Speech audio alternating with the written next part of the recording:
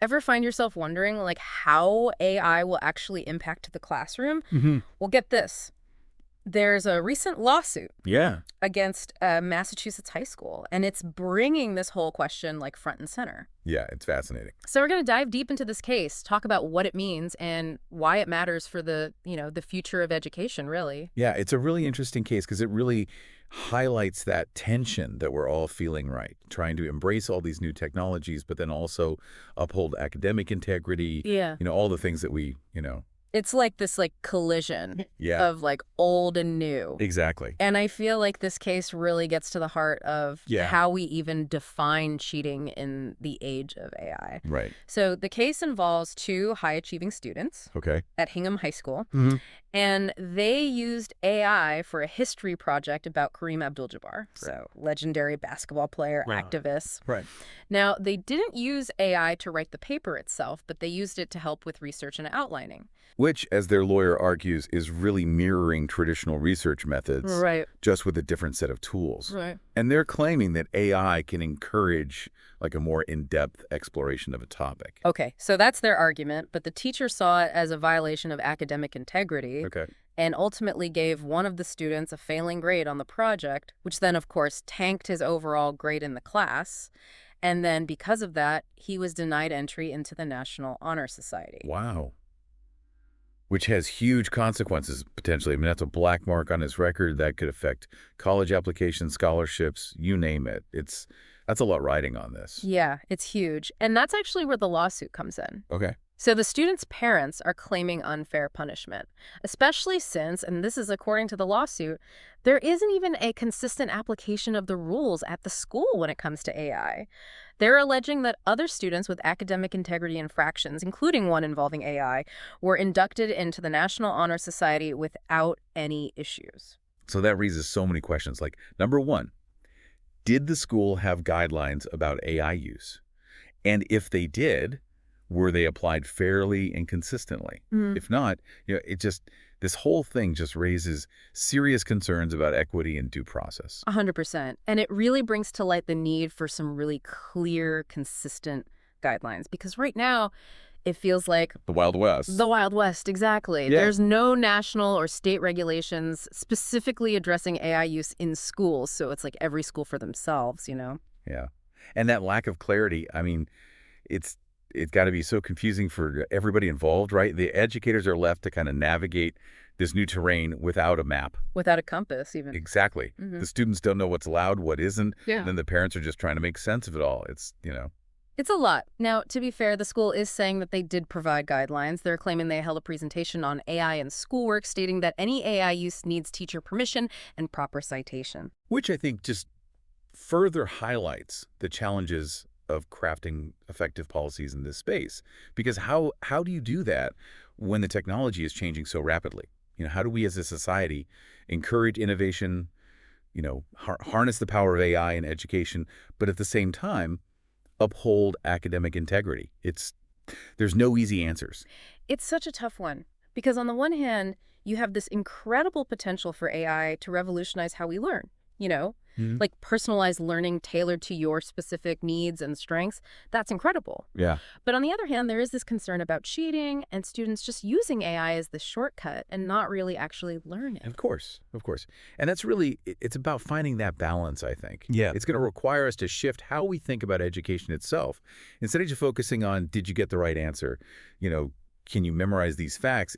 We have to start focusing on critical thinking and problem solving and, ethical reasoning skills, these skills that are going to be essential Essentials. in an AI-driven world. Yeah. So this case in Massachusetts, while it is specific to one school and one student, it really has much broader implications, don't you think? Absolutely. Yeah. I think this case is a microcosm of a much larger conversation that's happening right now.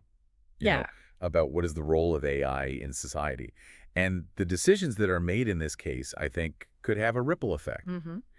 Influencing how other schools approach this issue and potentially shaping the future of education. It's a big one. It is. It's wild to think about how this case really kind of throws a wrench into like everything we thought we knew about education.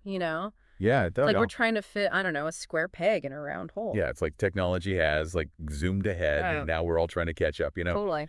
But I think what's so interesting about this case and why it's gotten so much attention is that it really highlights this bigger issue. Like we're at this point where we have to redefine what learning even means when AI is a factor. That's huge. Yeah, it's huge.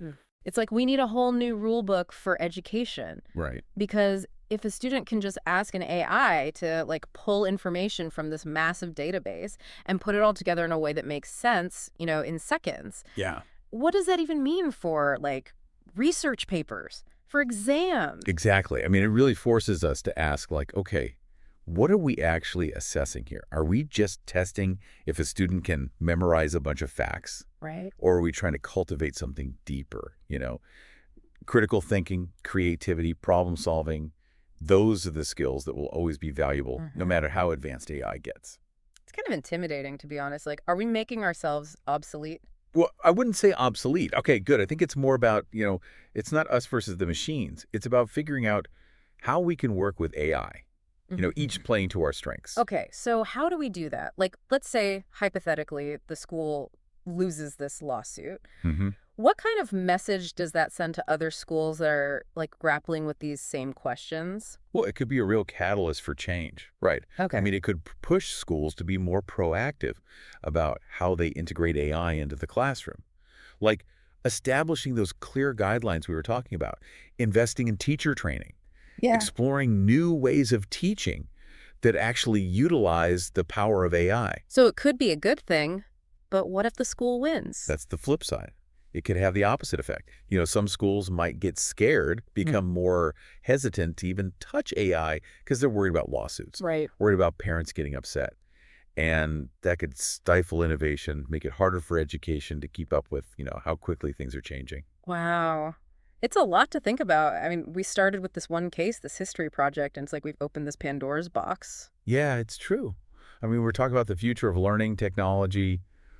I mean, maybe even humanity itself. Okay, let's maybe not go that far. Right, right. Okay, maybe not, but But seriously, it sounds like this tension between embracing new ideas and holding on to those traditional values in education is really at the heart of this. absolutely. And navigating that, finding that balance, that's what's going to take some real thoughtful conversation and a willingness to kind of experiment and try new things Yeah, because there is no easy answer. that's like the theme of our conversation. Adapt or die, right? Adapt or get left behind. Yeah, pretty much. But how do we adapt without losing what makes education education, Right. How do we make sure that technology is helping our students, not hurting them in the long run? Well, those are the million-dollar questions, right? Right. And it's not just educators who need to be asking them. It's parents, it's students, policymakers, podcast hosts. We all have a role to play in figuring this out. Okay, so we've talked a lot about the big picture stuff, the Yeah. lawsuit, the guidelines, or lack thereof, this whole philosophical debate about AI in the classroom. But at the end of the day, it's the students who are living this, right? Right. So how do we prepare them for a future where AI is just everywhere? Well, this is where the idea of AI literacy comes in. Okay, I've heard that term, but I'm not sure I fully understand it. What does that even mean? Like, are we teaching kids to code?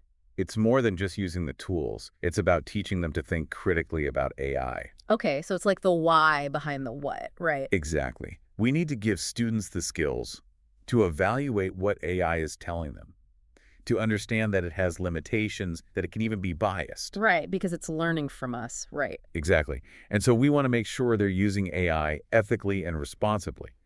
They need to understand at a fundamental level how it works. So it's less about coding and more about critical thinking skills. Exactly. It's about raising a generation of informed citizens who can look at AI, understand its impact on their lives, and then help shape its development in a way that benefits everyone. It's a tall order, It is. but it sounds incredibly important. It is. Okay, so we've covered a lot of ground. The Hingham case, the lack of clear rules around AI, this whole other conversation about what role it should even play in education.